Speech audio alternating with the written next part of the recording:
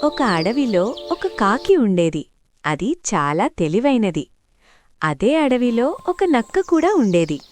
అది ఎప్పుడూ ఇతరులను మోసం చేసి తినాలని చూస్తుండేది. ఒకరోజు కాకికి ఒక రొట్టె ముక్క దొరికింది. కాకి దాన్ని తీసుకుని ఒక చెట్టుపై కూర్చుంది. నక్క అది చూసి, ఈ రొట్టె నాకు దొరికితే ఎంత బావుంటుంది అని అనుకుంది. నక్క కాకి దగ్గరకు వచ్చి, అయ్యో కాకి, నీ గొంతు ఎంత మధురంగా ఉంటుందో, ఒక్కసారి పాట పాడితే వినాలని ఉంది అని పొగిడింది.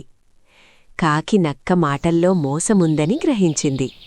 అయినా పెలివిగా నోరు తెరవకుండా రొట్టెను బిగిగా పట్టుకుంది. అప్పుడు కాకి ఇలా చెప్పింది, పాట పాడాలంటే ముందుగా ఆకలి తీరాలి కదా అని చెప్పి రొట్టె తినేసింది. నక్క నిరాశగా అక్కడ్నుంచి వెళ్ళిపోయింది. నీతి: ఇతరుల మాటలకు వెంటనే నమ్మకం పెట్టుకోకూడదు. తెలివిగా ఆలోచిస్తే మోసం తప్పుతుంది.